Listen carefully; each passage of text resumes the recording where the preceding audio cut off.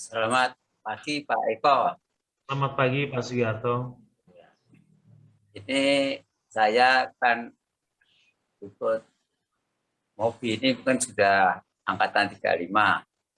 Lalu saya memang selama ini belum pernah di bawah 100. Ya paling hanya sekali dapat 96, habis itu liar lagi, loncat lagi.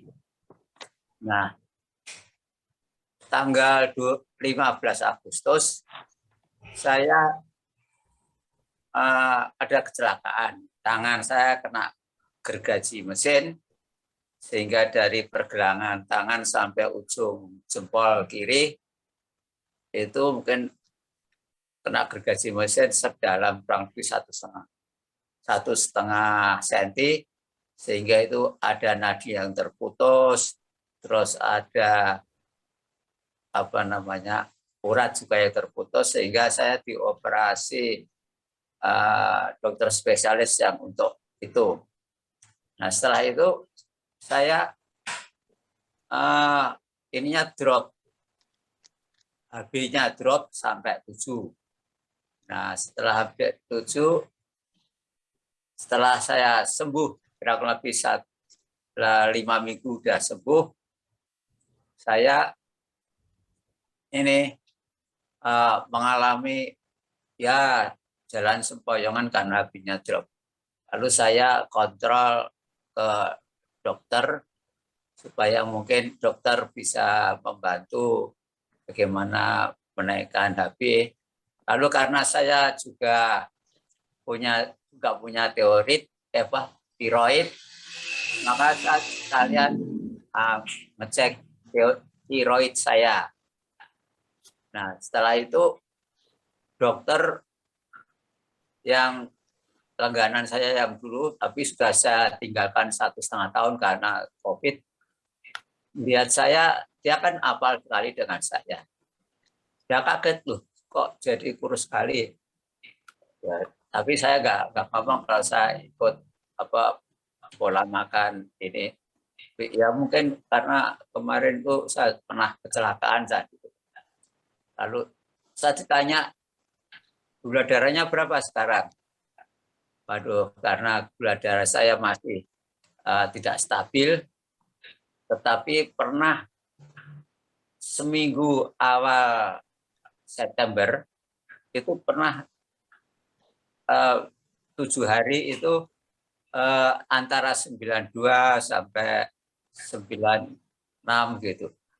Tapi habis itu saya kan, wah karena berat badan saya sudah kehilangan sampai 18 kilo, saya kan pernah nyoba cari susu yang protein dan vitamin tanpa ada karbo.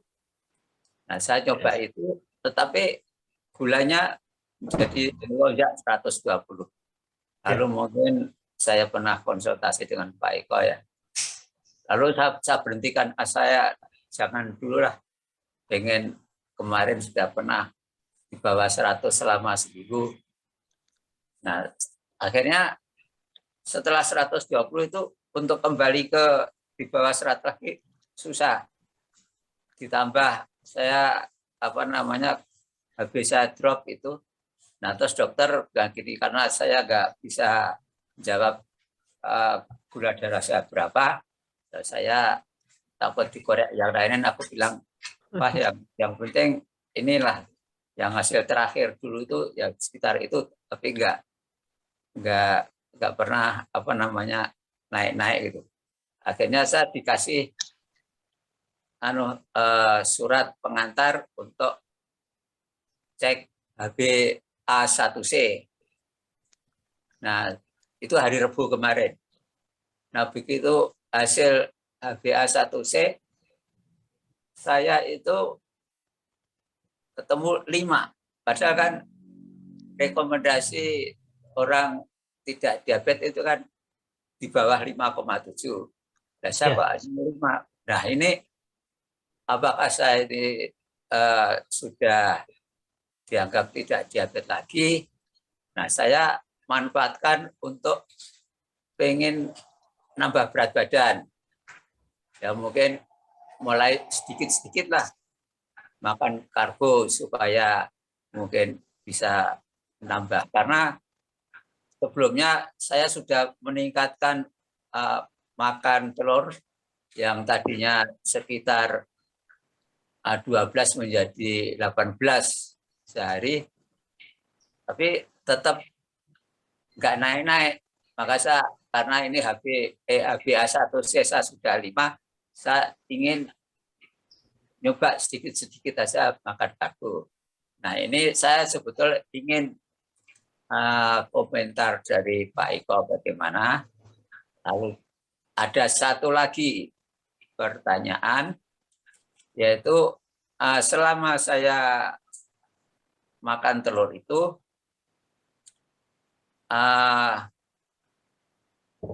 kencing saya agak kuning. Apakah kuning ini pengaruh dari kuning telur?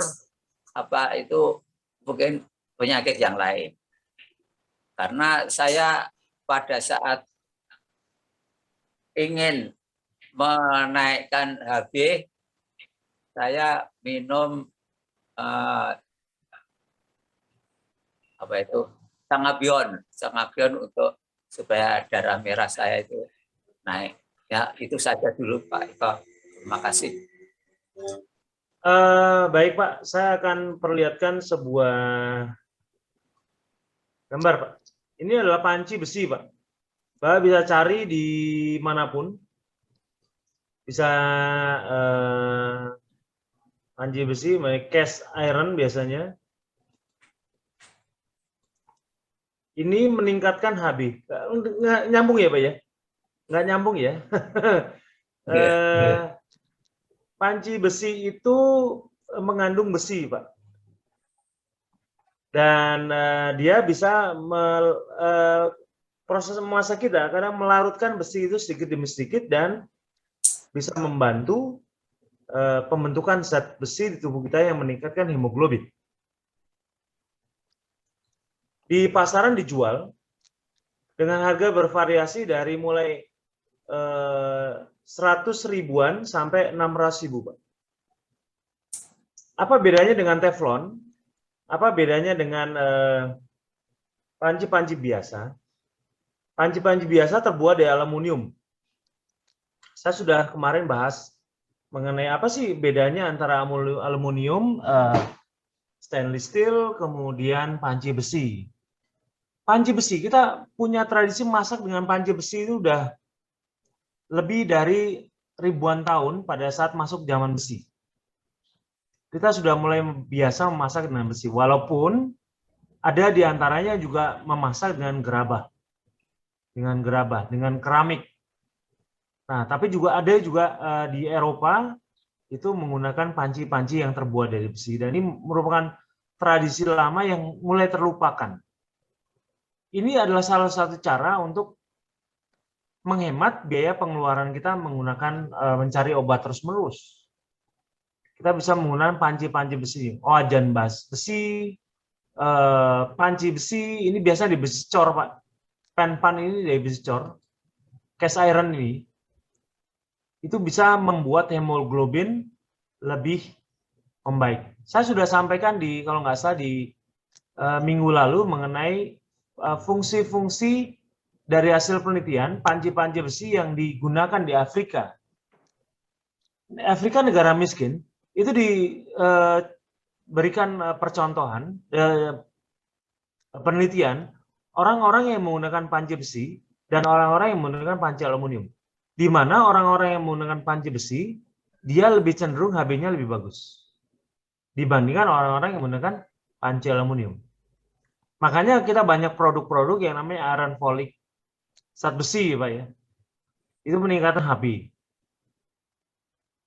Nah, jadi saran saya adalah supaya menghemat biaya, Bapak gunakan sekali. Ini bisa diturunkan Pak. Sampai turunan kita ketiga, keempat itu masih bisa pakai. Kalau aluminium yang ada anti lengketnya, anti lengket itu saya kemarin nonton satu film semi dokumenter yang judulnya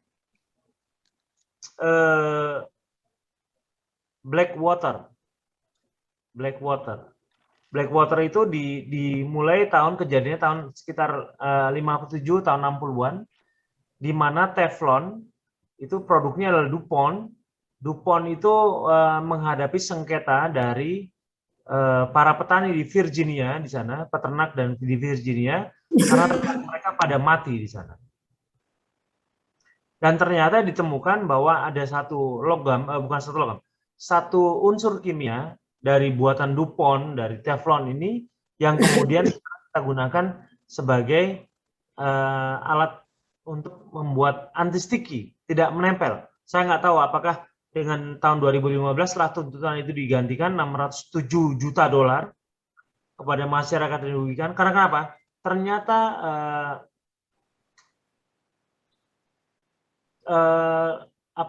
lapisan itu tidak bisa dicerna oleh tubuh, Pak, apabila tertelan. Tidak bisa dicerna oleh tubuh dan bisa menimbulkan penyakit. Kalau andai kata produknya tidak diganti dengan produk lebih aman.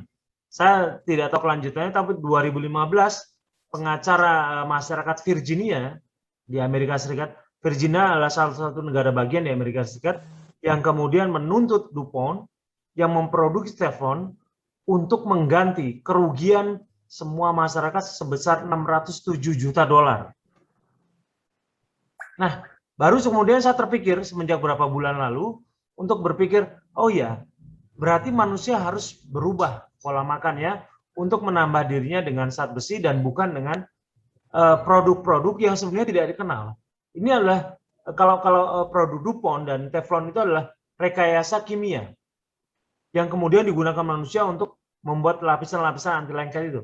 Nah, lapisan besi ini apabila kita gunakan untuk memasak, maka dia akan terkorosif sedikit terukur. Dan itu dianggap bisa membuat, bukan dianggap bisa, memang diyakini bisa, sesuai dengan studi ilmiah, meningkatkan kadar hemoglobin. Manusia darahnya itu memang sebagian besar di zat besi, makanya berwarna merah. Itu karena zat besi. Dunia ini juga zat besi banyak, sehingga darah manusia warnanya merah. Ya. Kayak garam-baraman seperti garam Himalaya. Kenapa warnanya merah? Karena banyak mengandung zat besi. Kalau hijau berarti tembaga. Kalau kuning berarti sulfurnya banyak. Zat-zat kimia tadi mempengaruhi, Pak. Jadi logam-logam ini sangat penting buat kita. Tapi untuk kurangan darah, hemoglobin, itu bisa gunakan panci-panci besi untuk memasak apapun yang Bapak lakukan, yang Bapak konsumsi setiap hari. Terus kemudian mengenai HB, mengenai hemoglobin. Hemoglobin Bapak bisa, mengenai HB itu HbA1c ya. Bapak sudah di 5, sedangkan soalnya 5,6 atau 5,7, Bapak akan dianggap lepas dari diabetes. Tapi kalau menurut kami sebenarnya, standar lepas dari diabetes itu yang namanya absolut adalah apabila sudah V terbalik. Tetapi kalau Bapak mau menggunakan kaidah kedokteran juga tidak salah. Artinya Bapak ingin menjadi lebih gemuk, boleh. Selama Bapak jangan gula darahnya lebih dari 150, Pak. Bapak boleh makan minum susu, tapi Bapak jangan lebih dari 150, segera turunkan lagi 100. Ya, Pak Sugiharto? Ya. Jadi 150, jadi minum susu, naikkan lagi sampai itu gula darah pasti akan naik. Itu mirip seperti orang GDS, gula darah sewaktu atau gula darah postprandial 2 jam setelah makan. Itu paling tinggi 150, Pak. Yang kita toleransi ya. Di komunitas orang boleh makan paling tinggi 150. Jadi Bapak boleh makan apapun, tapi batasnya tidak boleh lebih dari 150. Supaya regenerasi tetap terjadi terus di badan Bapak. Itu Bapak. Ya Pak Sugiharto. Ya. Terus ini Pak, kalau sekarang kan alat-alat masak itu banyak yang email yang sekarang email atau yang dulu itu apa ya? Ya, yang marble itu ya. Yang marble itu sekarang banyak produk yang itu. Itu apakah boleh untuk dipakai untuk masak-masak? Katanya sih lebih bagus yang marble. Ya, sebentar Pak. Saya akan berikan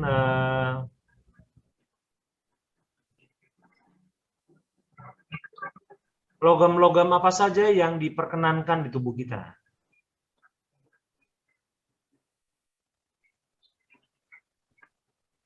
Coba ya, yang memang saya ambil secara acak saja di googling, kemudian nanti kita baca bersama-sama. Ya.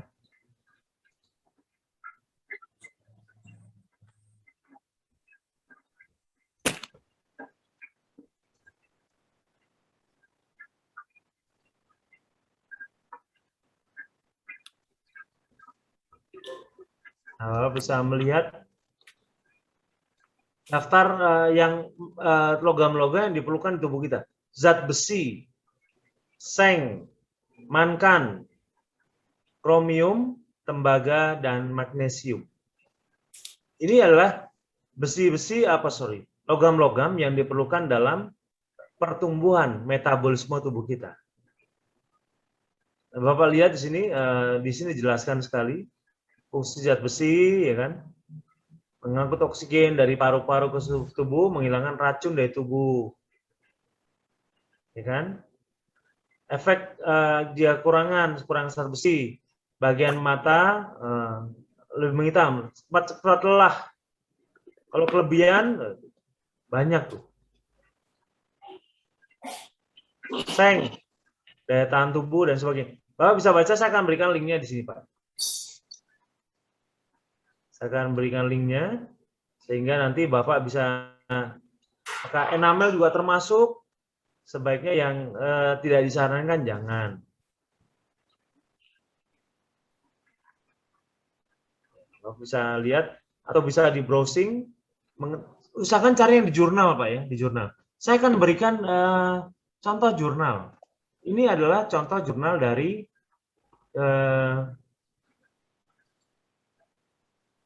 saya suka ini. Ulasan tentang zat besi dan pentingnya bagi kesehatan manusia.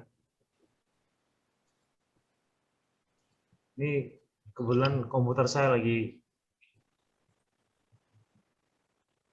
macet, nggak terkonek. Ini dia.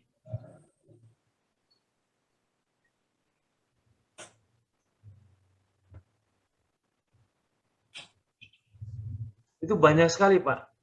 Zat besi di tubuh kita yang bisa diambil dari, salah satunya adalah dari panci besi.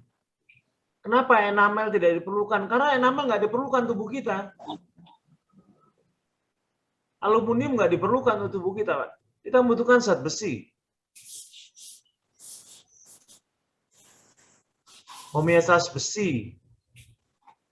Diperlukan sejumlah fungsi seluler yang beragam.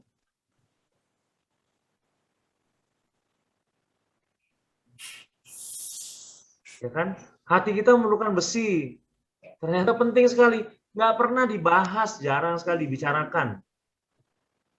Terus kemudian kalau saya di grup mentor, saya selalu memberikan panduan-panduan masukan mengenai pengaruh konsumsi makanan yang dimasak dalam panci besi pada status zat besi dan pertumbuhan anak-anak. Uji coba secara acak. Di negara-negara kurang berbahasa, saya akan berikan, Pak ya, linknya. Kita baca bersama-sama. Di negara-negara kurang berkembang, strategi baru diperlukan untuk mengendalikan anemia defisiensi besi, bentuk malnutrisi yang paling umum. Bapak tadi dianggap bahwa kurang besi. Berarti malnutrisi, Pak. Cepet capek, kurang bertenaga, kurang zat besi. Artinya, ya seperti ini Pak. Anak-anak di Ethiopia, interpretasinya, yang diberi makanan dari panci besi memiliki tingkat anemia yang lebih rendah dan pertumbuhan yang lebih baik daripada anak yang makan dimasak dalam pot aluminium. Jarang kita bahas Pak ya. Sampai Ya. urusan panci aja kita urusin.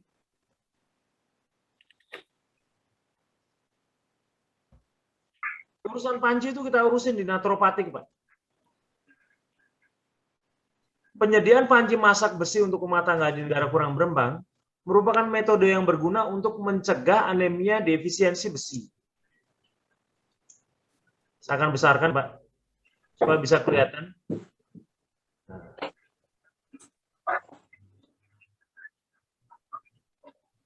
Nah, ya kira-kira begitu Pak Sugiarto. Cukup jelas ya. Tadi saya dengar suara ibu yang bertanya, apakah ini pakai enamel dan sebagainya? Ya. Tapi carilah panci besi, Pak. Murah kok di online ada sekitar 150-an ribu. Terus yang terakhir itu Pak, yang saya tanya, saya kalau makan telur banyak itu kencing memang jadi. Oh ya, ya Pak. Jadi begini Pak, di tubuh kita itu untuk mencerna protein itu dibutuhkan empedu, Pak. Empedu sering juga disebut menghasilkan bilirubin. Bilirubin itu akan membuat feses kita berwarna kuning. Bahkan urin kita juga kuning. Bagaimana supaya bilirubinnya tidak terlalu dominan? Ya banyak minum saja, Pak. Tetap akan kuning juga sih. Cuman kita bisa lebih beningkan sedikit. Ya Pak ya. Itu pasti. Kencing kita akan lebih kuning. Biasa, itu karena kerja empedu. Empedu itu punya sifat memecah protein dan lemak Pak, dalam lambung kita itu. Dan hasilnya kuning, berwarna kuning. Ya Pak ya. Ya, terima kasih. Terima kasih banyak. Ini masukan Bapak ya. Jadi Bapak bisa cari panci-panci tadi daripada beli Sangobion. Sangobion itu lumayan mahal itu Pak harganya Pak. Kalau Bapak beli